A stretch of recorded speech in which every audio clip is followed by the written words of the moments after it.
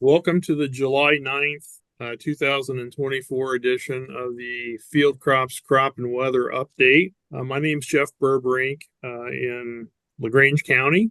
We will start off our program today with a weather update from Austin Pearson, who's probably got a lot to talk about in terms of the upcoming expectations for this next couple of days. Thank you, Jeff, and good morning, everybody. I wore my tropical shirt today in honor of Tropical Storm Beryl, formerly Hurricane Beryl. So, just kind of talking a little bit about what's going on currently. As many of you probably are aware, it's raining, and you look out the window and looking at the radar, we are starting to get the leading edge of Beryl across the western half of the state. And so rain's going to begin, and looks like it's going to be intermittent for the coming couple of days. So could see quite a bit of rainfall. We'll talk a bit about how much for some across the state here in a few slides, but let's take a quick look at what the last month has brought us. So looking at the last 30 days since June 8th, it's been kind of a mixed bag on temperatures. We've had cold temperatures, we've had warm temperatures. And when you look at the map, the average temperature was pretty darn near normal across most of the state. Looking at maximum temperatures, we had higher than normal temperatures for maxes over that 30-day period, and some spots that had some cooler than normal temperatures for minimum temperatures during that period. And so really, I wanted to talk a little bit about some of the daily high temperature records broken across the state. We had some stations in central Indiana with both high, maximum, and minimum temperatures broken throughout the state within that particular time frame. I do know that June 11th, we had a low of 38 degrees in West Lafayette. Fortunately, no frost or anything like that reported, but it was certainly chilly. I downright refused to turn the furnace on. But my wife did convince me to turn the fireplace on that particular morning. So, but other than that, the heat was on mid-month, going into that latter part of the month with a slight cool down towards the end of June when we had additional rains come into play. So looking at the growing degree day accumulation since April 1st, we have anywhere from 1,000 units up to the 1,800 to 2,000 unit mark. So when you look at that, well, how does that compare to normal? Well, most of Indiana was at or above normal for that entire time frame. So temperatures between that 50 and 86 degree threshold, especially during the daytime, for that entire period, running above normal on heat units. With that hot streak, we had the heat dome over us the mid part of June. We did accumulate some stress degree days for corn plants. And so when we're looking at temperatures that were above 86 degrees, and so you can start seeing some of the crops roll, and cupping of soybean leaves. So that was something that we were contending with. And Jeff, can we make sure that we have everyone muted during this call, please? And so the units down in southern Indiana, anywhere from 25 to 100 units above normal for that particular map. Accumulated precipitation. Fortunately, we had some precip across the state that helps inch the crop along. We were drier than normal for most of June, and even continuing to today, even though we had some wet spells here recently. Most of the state still running below normal for precipitation over the last 30 days, with exception to extreme northern Indiana and just northeast of Evansville. I know Jasper, Indiana had quite a bit of flooding that happened last week. And so heavier precipitation, over 5 inches of rain in that particular location, just northeast of Evansville. But other than that, you can see most of the state is anywhere from 1 to as much as 4 inches below normal over that 30-day period. Additionally, looking at the percents of normal, most of northern Indiana, with exception to extreme western and eastern Northeastern Indiana, we can see precipitation that was about 75% to 100% of normal, whereas everywhere else was anywhere from 25th or 25 to 75% of normal. And then you get that little bullseye down northeast of Evansville with precipitation in excess of 100% of normal. And so looking at soil moisture across the state, this is the 2-inch depth map on the left and 4-inch depth on the right. This was as of 2 o'clock yesterday afternoon. Soil moisture is going down, has been going down over the last 7 days in northern Indiana, just primarily because of the lack of the precipitation over the last week. We did have some precip, but it wasn't quite up to what we would expect for that particular time of the year.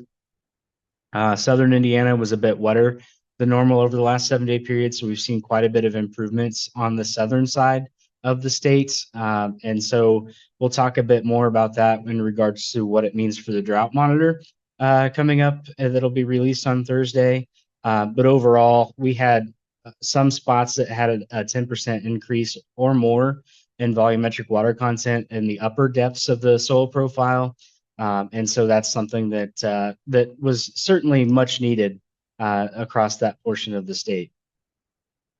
Another look at the 8-inch and 20-inch depths.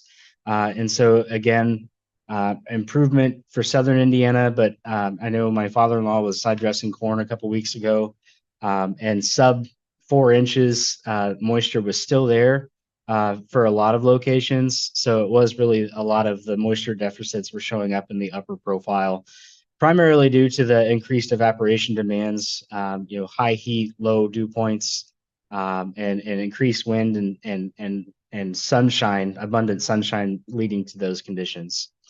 Looking at the current U.S. drought monitor, this is what things look like as of last Thursday. No drought up in northern Indiana, abnormally dry conditions, which isn't technically drought.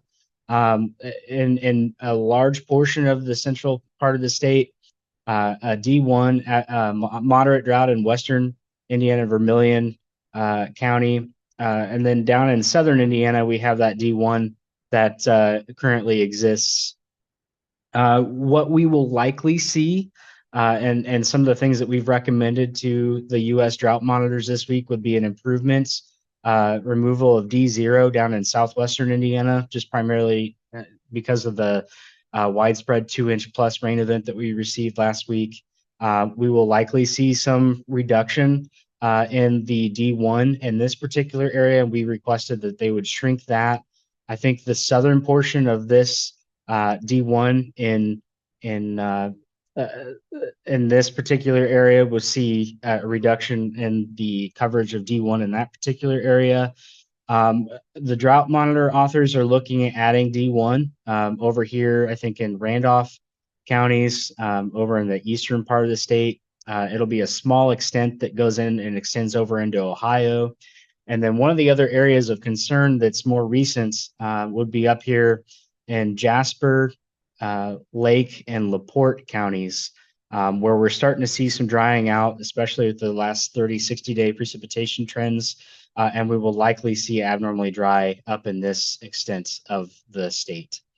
Other than that, I think this area right here, northeast Indiana, will likely stay status quo with no drought, but something certainly to keep an eye on, especially as we have remnants of beryl working its way across the state. Thank you again to those that have reported the U.S. drought or the weekly drought impacts. And so I was out on vacation last week and didn't get the email out. So these are the diehards. These are the people that report when they aren't reminded. So thank you for doing that. If you could remember to do that every week, that would be fantastic. But I will have reminder emails out later this week. We do use these, and we have used this to persuade national drought authors on whether to include or not include drought in particular locations. So thank you for that. Wanted to also remind you that Beth talked about the potential evapotranspiration monitoring tool on the Indiana State Climate Office website. The link is down. You can go to Indiana State Climate or indianaclimate.org, go to tools, and you'll see the PET monitoring tool. Another good thing to look at different stations across the state. And we should have that up for every station that we have across the state. If not, I think Jonathan, our programmer, is in the process of working on that as we speak. Now, the big news, what's going to happen with the precipitation? And so this is the 7-day QPF, most of this precipitation falling within the next couple of days. Heaviest totals up in northwestern Indiana, and a pretty sharp gradient moving southeast over the state.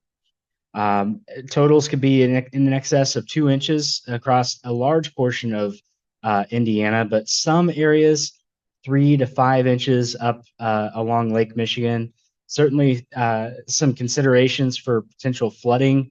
I don't know if you've noticed that Weather Channel and National Weather Service have been sending out, kind of alerts to keep an eye on situations across those particular areas, as localized flooding is almost a certainty with this. So potential drowning out crops in certain low spots is certainly on the table as well. Certainly not something that we want to have happen, but at least most of these outside of the storms, it will be fairly steady rainfall over the coming days. The hazards for July 11th through the 15th, pretty quiet here. Hazardous heat across the west part of this western or central U.S., and really not a lot impacting us, but flooding likely up in northern Indiana as a result of Beryl that we'll be contending with. The climate outlooks from the CPC, the Climate Prediction Center, increased chances for above normal temperatures. I do think that we will see 90s in the forecast, especially in the southern portion of the state, with a gradient up to the north with 80s. Dew points are going to be high, so it's going to be hot, sticky, uncomfortable for a lot of folks, especially after Beryl works its way out of here.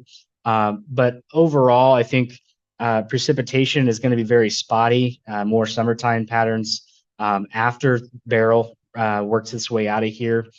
So you may see a lot of hit and miss showery precipitation across the state. Again, 8 to 14 day elevated chances for above normal temperatures and elevated chances for above normal precipitation. But I also, again, want to caution, just because it says above normal precipitation, I think there's going to be some that are hit and miss, especially with that isolated nature of storms. The rapid onset of drought still expected for southeastern Indiana, given even with Beryl working its way across the state. So something to keep an eye on with that particular location. And then looking at the monthly outlook, elevated chances for above normal temperatures and equal chances for above or below normal precipitation. And then seasonal outlook, continued above normal chances for above normal temperatures and equal chances for above normal or below normal precipitation. With that, I'll pause for questions. Otherwise, I will turn it back over to Jeff. Stay safe out there. Remember, turn around, don't drown, and when thunder roars, go indoors. Thank you, Austin. Do we have any questions for Austin today on the weather and climate issues? Thanks again, Austin. We'll move Thanks, on. Everybody. We'll go on to agronomy now. Dan Quinn, I saw you're on. So I think, in the corn world, the big thing this right now is really a lot of the corn is moving into pollination, silking. I saw, I think, about 20% of the state in the last USDA report. But I think that's progressing right along across the state. Been a lot of fields, see a lot of fields that are getting into pollination, which is, probably the most important time for that corn plant's life cycle. But, a little bit concerned with the month of June and how dry it was. We've kind of seen this for the last 3 years. Last 2 to 3 years, right? It's been dry in June, but the weather's kind of shifted for us in the month of July. So a lot of the areas that are pollinating look pretty good. And then you look at the moisture that's coming through, from the hurricane and, coming in today as well. Looks like a lot of the state's getting some rain today. A lot of the state got some rain over the 4th of July. And then also some of the temperatures dropped as well. So we're getting away from some of those 95, 96 day temps we had a few weeks ago. So again, with corn, right, pollination, it's really, really sensitive. It's also, when it's at peak water use as well, but it's kind of a 7 to 10 day period for that corn crop to get pollinated on field wide basis. But most of the areas that are in that pollination phase look pretty good and really are getting the moisture when they need it. So I would expect, pretty good pollination in a lot of those areas. Another aspect just in the corn world is just how variable things are. From my perspective, a lot of the agronomists, retail agronomists that I've talked to around the state, just stuff is all over the board, right? I don't have, some widespread issue that's happening in the state. They're very localized. I've got corn that's, waist high. I've got corn that's been pollinating for 2 weeks.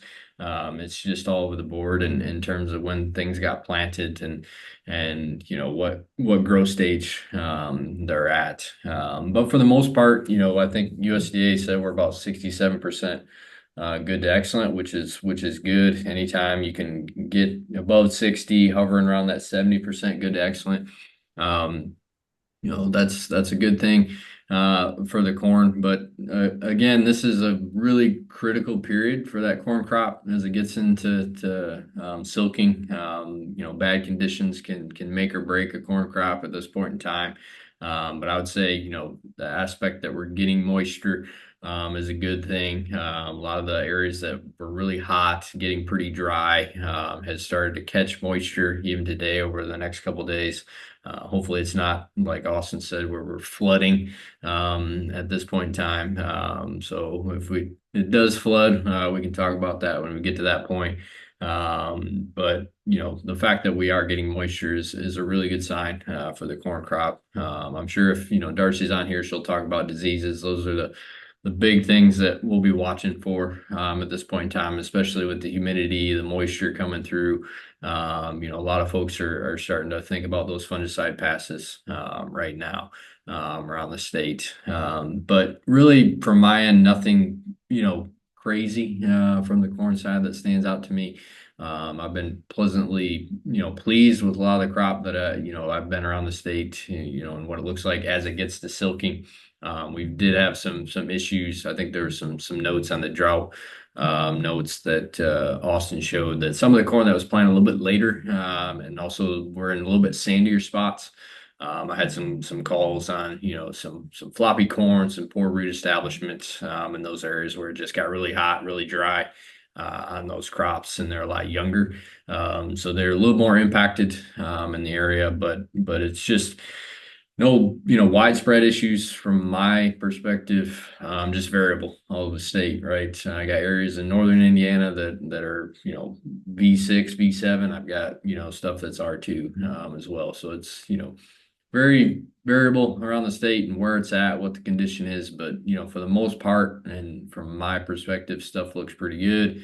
And the fact that, we're able to reduce some of that temperature and then also bring in some moisture as a lot of the crop is entering pollination in the state is a really good sign, right? We've seen that the last couple of years. We've had outstanding pollination conditions in the state, outstanding kernel set on the crop throughout the state, and that is, often translated to near or state record yields around the state. So if we can set those kernels, we have those kernels, that gives us a chance where, hey, we can enter into grain fill and hopefully catch, pretty good conditions to fill that grain as well. But just reiterate the point, this is a very, very important time for that corn plant's life cycle right now. We're starting to get to actual kernels, right? Great time to scout. I know you all probably hate scouting corn at this point in time as you walk through it, but it's a great time to scout the corn, looking for nutrient deficiencies, checking out the ear leaf, the health of the ear leaf, right? Looking for diseases, stuff like that. It's a really, really good time to get out and just take a look at some of those crops, look at the health of those crops because of how sensitive that crop is at this point in time. But that's, kind of the main updates I have. Nothing, that's, pressing.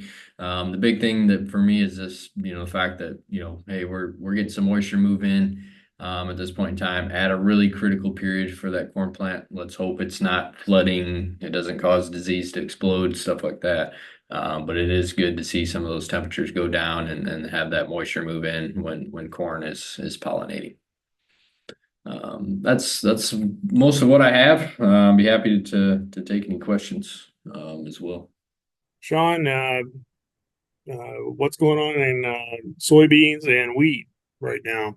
Sure. Yeah. So as we get into this, season has progressed in a fast fashion. Definitely, we had planting progress that helped, but we weren't nearly as fast as we've been in the last year was the fastest planting on record and a couple other years, but we didn't have the fast pace this year. We had some good conditions to catch some good plantings, but then we had the May weather, the June. So establishment came quick. So emergence was quick. And so this crop has been advancing quite fast. And so, you talk about heat unit accumulation. Soybeans respond to photoperiod and heat units, not just photoperiod.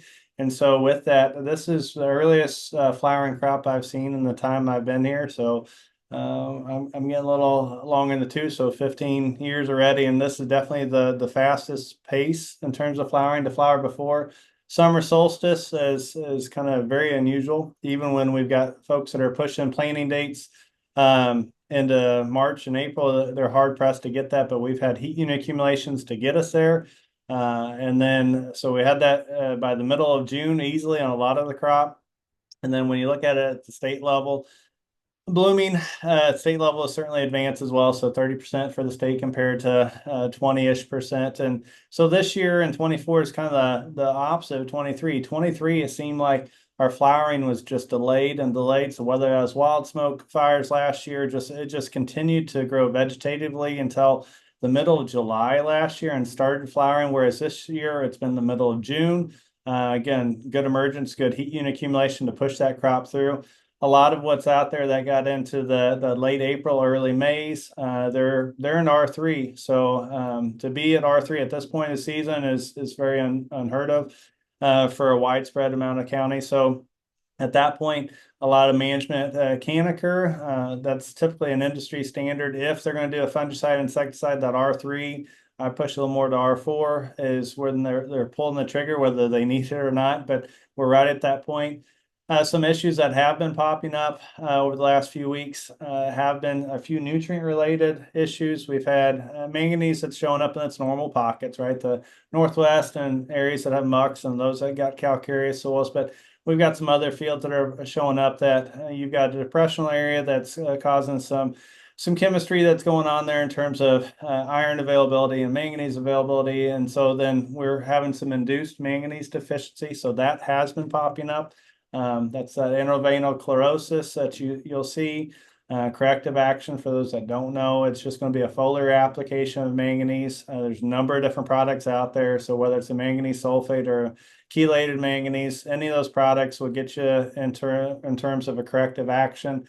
Usually they'll last about 2 to 3 weeks, right? Because that nutrient's immobile in the plant. And so then be mindful if you've got growers or you've seen this, they make that corrective action. They'll need to make sure they get back out there 2 to 3 weeks to see if root systems have established and caught a different band of manganese availability, or we need to go and do another spray. So that's probably the one that's coming up the most in terms of issues. Have been seeing a lot of just bugs here and there. So I saw Christian was on, I'll let him comment on that. But I mean, not to say that we're at threshold, but Japanese beetle, at least from my observation, seem to be coming in earlier than they have in the past. So again, I'm assuming a lot of this heat unit accumulation, we've advanced development on these insects. I've seen plenty of green stink bugs, bean leaf beetles. Again, my first plantings were out yesterday. There's a lot of feeding going on. So just be mindful of that. And does a lot mean threshold or not? So this is where we need to kind of go through, do the sweep net, do the thresholds to make that application. There are beneficial insects that we have to be mindful of. The crop is advancing in terms of bloom to setting pods. We're at nearly 9-10% of the state's setting pods. So again, just a very advanced stage. Good opportunities if we get the rain that's coming back in to have good pod set and seed fill. So yield potential is certainly there for starting this early. Catching this on long days, so we're catching a lot of sunlight, a lot of solar energy, so that can be translated into plant sugars, and then ultimately into the seeds and pods. So hopeful for some good transitions there. Again, this is the time, if you haven't been out or your growers haven't been out, to be taking leaf samples just to see if we're at nutritional status or not. Be mindful of diseases that are or not coming in. Last year, white mold, again, Darcy's probably going to hit some of this, came and hit us a little later. So far, I think there's just been this uncertainty about it. So I'll let her speak to that and potential sprays that are coming up. Otherwise, I don't see a lot going on the soybean front, just that we're advanced. Be mindful of that and get timely sprays if it's needed. And then on the wheat front, it's fallen right in line. Advanced development, maturation, harvest was certainly above a normal pace. And so a lot of opportunities for growers out of the normal double crop region to get double crops in the central to northern part of the state. So hopefully not getting 4 to 5 inches of rain, but again, a couple, 2 or 3 inches after a wheat crop in the northern half would probably be a welcome stand establishment and early development for that double crop. Marguerite, what's going on with hemp? Thanks, Jeff. Yeah, so kind of like what Dan and Shaun said, there's variability across the state with our few hemp growers that we have. The growers that got in May, especially their fiber hemp, is about chest high, 4 foot high, depending on how tall you are. For me, that's about neck high.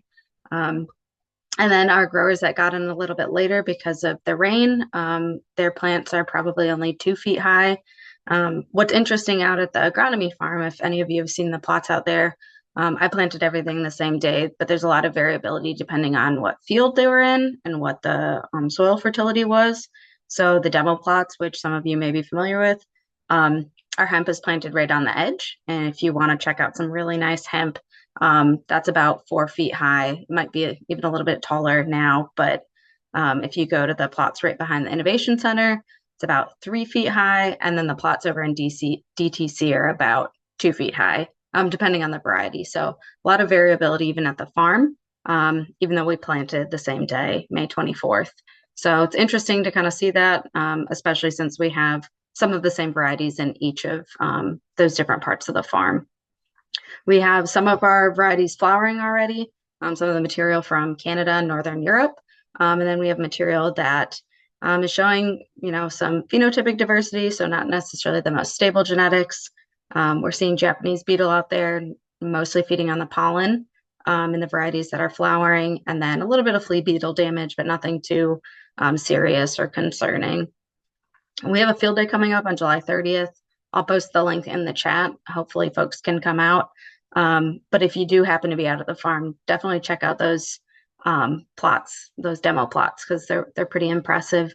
There's a little bit of herbicide drift on one end, so you can also see some 2,4-D damage in hemp, which I haven't seen before. So it's a nice learning experience, and it didn't do too much damage to the plots. So just another opportunity to see something new on hemp. Thank you. Lyndon Kelly, irrigation. Yes. So we're hoping for Beryl to solve all our irrigation problems. There's a few fields I know of that have not irrigated at all, soybean fields mostly. But our recommendations for this week for corn would be that we'd need about 1 1/3 inches if we were at shooting for tassel this week, a little bit more if you're headed towards silk. So Beryl may do that for a lot of us. This time of the year, many corn growers have tried to keep up or stay at the high level to avoid stresses.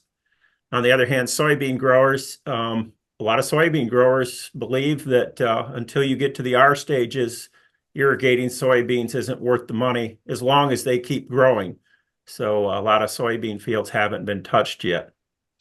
There's new information. I can't get the links to work right now, so I will send those to our coordinator here and have him send those out. But there's articles about midsummer water use for irrigation, how to calculate your own water removals for irrigation scheduling, and then a little bit of a plea why the world is more and more interested in what we call irrigation recommendations, how much we should use.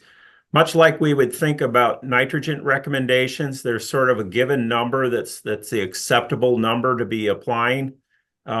More and more of the contract companies and people looking at water want to know that producers are using a reasonable amount of water. So if you're in an area that has people irrigating, try to get confident in how to make those recommendations. I'd be glad to help you. I'll send you materials that explains what we're looking at.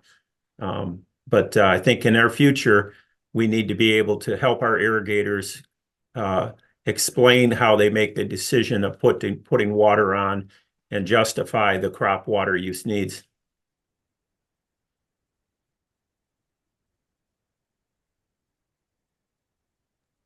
Thank you, Lyndon. I appreciate your comments about needing to explain it to people because, as you know, for many years, Elkhart County was the #1 county in the state for irrigation, and the people, especially along the lakes in the northern part of Elkhart County, were always asking, you know, if their lake was being drained by that irrigation system over there 3 or 4 miles away. So I appreciate that knowledge. That's good to know. I'm going to move on to Darcy. I know she's been a busy person the last few weeks. Yeah, so I guess I have a limited amount of information. But we're continuing to receive tar spots. So I guess that's the big thing that's been the conversation for the last couple of weeks. I think we're up to 23 counties across the state. So I said that it started a lot down in the southern part of the state where they had more moisture. We are now finding it in our plots that were planted in mid-May up at Penny, but again, the levels are still extremely low. Our recommendation still is for the growers to wait to that VTR. So we're approaching that timing, as Dan mentioned, for putting out fungicide. So I still would say get out and scout and make an informed decision. I know I have some growers that they're waiting a little bit. They went for up in northern Indiana where they might want to hold on and spray more closer to R2, R3. Because the disease isn't moving. But again, BTR1 generally are optimum timing for all the diseases. So gray leaf spot also is probably active in some areas, so keeping an eye on that, but also tar spot. So that would be the window. So again, our research anywhere from BT to R3 was our optimum timing for fungicides. We do see, I guess, this year looking like the 2021 season where we had a lot of disease and a lot of loss from tar spot. I just would say the spots are a little different of where the disease is popping up this year as compared to previous years. And it's all going to depend on that previous inoculum. So we had diseases at the end of the season across the state. So we do have new areas that have higher levels of inoculum that did not have it back in 21. So again, just keeping an eye on that. I still think we're moving okay, but as long as we have this moisture and good growing corn, tar spot is going to be encouraged to develop in those canopies. Other than that, that's pretty much, we've been busy with that tar spot, trying to just get the word out on that. I know white mold has been a question in soybeans. So if I switch gears to that, I just looked at the app for the Sporecaster, which is predicting white mold. Generally, it's still low across the state. Maybe it's going to bump up once this weather system moves through. If we're looking for controlling white mold, that area where the canopy is most susceptible is between anywhere from flowering, well, as long as we have flowers in that canopy. So right now, R1 to R3 is that window. So depending on how long this window lasts. So again, those fields that maybe had a problem last year, and if they've had the rain, we have growers that are probably going to start spraying for R1 and maybe a follow-up at R2. But again, there is an app there. If you have growers that are questioning it, they can look at the app and see if the weather conditions have been conducive, if the canopy is closed, if flowers are present, and then look at trying to make an informed decision if they want to spray a fungicide. But every year is going to be a little different. So right now it's still low risk, but we got to keep an eye on that just to see what changes in the next couple weeks. And that's generally all I have of the two things that we are getting a lot of questions on. I would just say, as you're out and about, send samples into PPDL, whatever you get helps us track what's moving on in the state. Even if it's gray leaf spot or we haven't had any southern rust yet that's come in, but again, it helps us track what's going on. So send those samples, even if you have seedling diseases. Again, it helps us figure out if, what seedling diseases are a concern for the season. As we move forward in another month or so, I'll start pushing on looking at SDS versus red crown rot versus other issues. But we can talk about that later. Hey Darcy, it's Shaun. I just had a quick question so then you can help those that use the Sporecaster. Can you explain to them when they have an action threshold on there, 40%, 30%, what that really means? And then also how far out they can forecast if they play around with that Sporecaster app? Well, so for the app, I would not touch whatever the action threshold is. It's set at 40 if you automatically turn it on. So I wouldn't move that. It is designed if you want to be a little more risk adverse or, want to wait a little longer, but 40% is what the research has shown when to turn on to spray. So right now the Sporecasters running at the current threshold, our flowers present, you say over under, you run that, and so what I just put up, NEPAC is maybe at a medium at 20%, so it might be itching up if you have those flowers present. There is the Field Profit app that is projecting, but both the Sporecaster and Tar Spotter apps are looking at the current weather system and adding that, whereas there is that Field Profit that may be forecasting 7 days based on the weather forecast. I don't know if I answered that question. I wouldn't play with the thresholds. I don't touch those thresholds in either app because that's what we would set as our threshold. Yep. From the data. Yep. I just want to make sure everyone knew what they were talking about. Yeah, so I would just leave that automatically says 40 at for Sporecaster, and I believe it's 35 for Tar Spot now. So if you just leave that, that'll help predict. But if you want to, I guess if you run the app a few years in your fields and you're like, okay, I want to drop it a little lower or I want to raise it a little higher before we trigger, that allows you the capability in those apps. Thanks. Thank you. Good comments, Darcy. Appreciate that. Anybody else have questions for Darcy? I've been seeing a few trucks out there spraying. Yesterday I saw 2 or 3. Well, we were going to try to spray for white mold today at R1 at Penny, but it got rain last night and the rain coming in. So we're just going to have to wait till after the weather for that. So. Okay.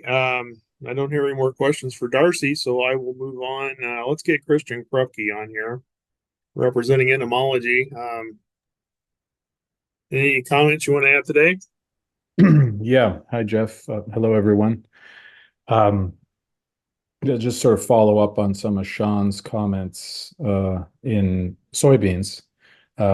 Seeing Japanese beetle emerge earlier and earlier.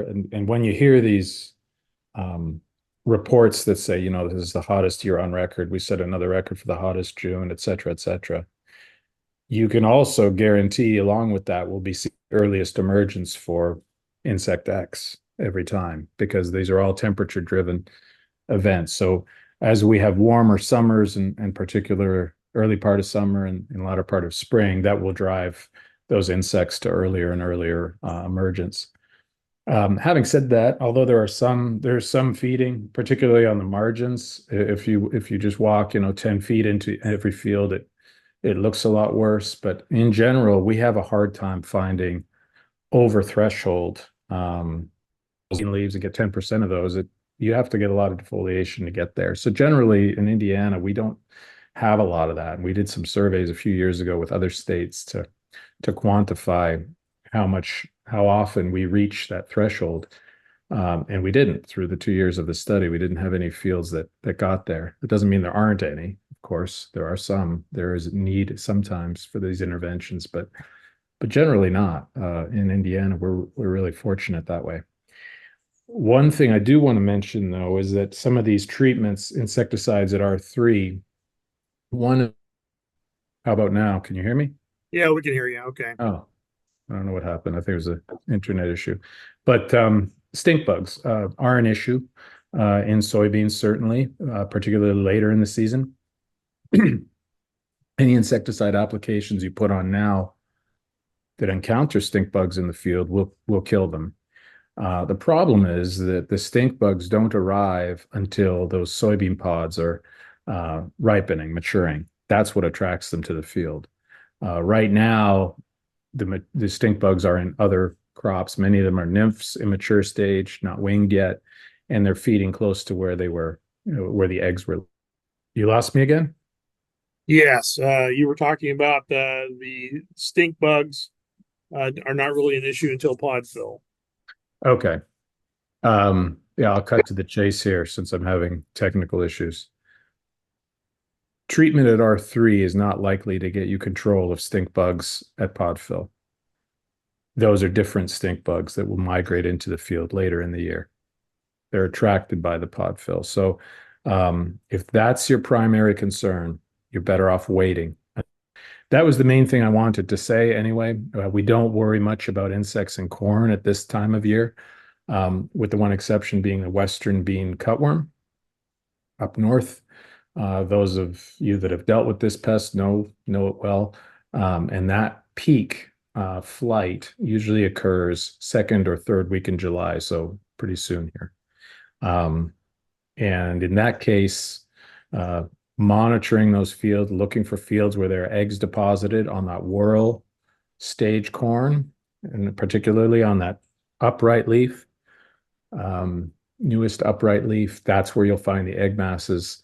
And we don't have any issues with insecticide performance. So in other words, a well-timed pyrethroid will still get you good management of that pest. That's our main pest at this time of year. Don't rely on BT hybrids for management of that one because we have some resistance issues there. We're going to move on to Tommy Butz. All right. Well, good morning, everybody. Hopefully mine can be fairly short and straight to the point. Hopefully we are well on our way to the end of the weed control part of the season.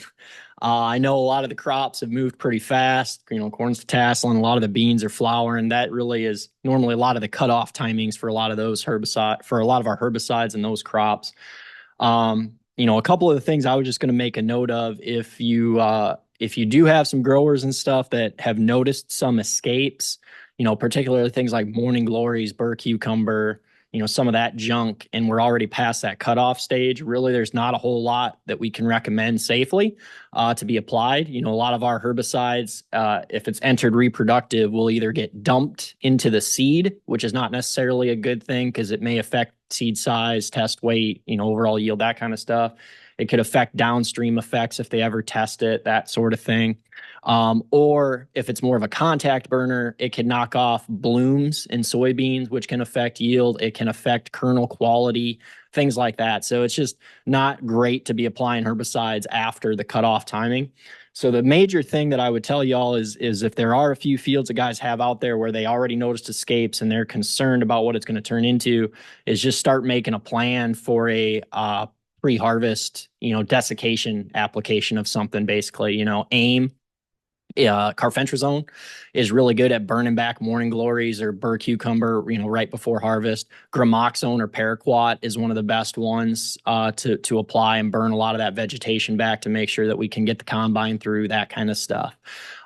There's been some work done in the past couple of years on that front with, Sharpen or some other burning herbicides, because they have a faster pre-harvest interval than what paraquat does, but most of the research has said paraquat will do better, and even with the extended pre-harvest interval, it's still the better option than like a Sharpen or something else. So generally speaking, that's just kind of, I'd be making those plans in the back of my mind if I know I already have a field with escapes. The one other thing I was going to mention, I would assume by now, just based on the way the year has gone, that if anybody was doing double crop beans after their wheat, that they probably got those in already. If you have a guy that's still thinking about it, especially in southern Indiana, that's going to try and throw in some double crop beans, make sure we start clean. Get the weeds that are burned down, whether it's some leftover horseweed or something else out there, get those out of there, at planting, basically. If you do have some guys that already got out there and got planted, just be prepared to make at least one pass in those double crop beans to try and clean up weeds. Pigweeds are still going to come through a lot of that mat. And so if we can reduce any kind of potential seed returning to the seed bank for future years, that would help. Hopefully it's enlist beans where we've got enlist or liberty or that kind of stuff, because on the dicamba front, we're past that cutoff. And so that's not going to be super helpful. So that's the main thing, is just watch the weed control and double crop beans, so we're not replenishing seed bank and things. And then, like I said, just be prepared for the end of the year with any desiccation ones if we need that for some of those, helpful harvest aids. Thank you, Tommy. Yeah, I saw somebody had some like 4 foot tall weeds out on the edge of the road. They had apparently hit them with some 2,4-D, and they were all curled up, and they were coming right back. So typical escapes there alongside the road. Yeah, I always like to just call those the vengeance applications, because it's not really going to kill them, and it's not really good for the pocketbook, but it makes some people feel better, I guess, about attacking them. So you got to do something. yeah. Okay. I was looking to see if there's any other specialists on board with us. Fred Whitford, I saw you're on. Do you have anything you want to add? What's going on in PPDL? No, that's okay. No, it's been almost the phones are dead right now for us. So, everybody's out there working, doing their things, Jeff. So it's been real quiet. I appreciate everybody joining when they had the program, Jeff, that you guys put on to try to update people on the regulations. Always, if you have any concerns about that. I might add, Jeff, just like I always do, if anybody needs any of our publications, we give them to you for as many as you need. We do them for free. We ask that you pick them up if you can. If not, we'll pay to ship them. And then any of the presentations that we do, you're more than happy to have anything to be able to deliver presentations. I am now putting one together on nozzles. You should have all gotten a copy of the new nozzle publication. So I'm going to meet with Brian Young here at the end of the week. We're going to go over just to make sure that I've got everything in. But if you're interested in doing a talk on nozzles, it'll be prepared for you. So I guess that's pretty much it, Jeff. If somebody's got topics they want me to write on, I'm working. I should say thank you very much for all of the people that sent me hay pictures. They've been pretty useful. Keep taking them. I've just started the hay publication writing yesterday, and that's what I'm going to be doing this afternoon as well. So anything that you can get with hay, straw, anything you can get on the road, in the field, whatever, would be useful for me to add to the publication. So I guess that's about it, Jeff. Thanks for giving me a chance to say my 2 cents worth. Okay, thank you, Fred, for everything you do. Are there any other specialists that I have failed to mention, or any campus-based staff that have something they need to say? Thank you all for watching.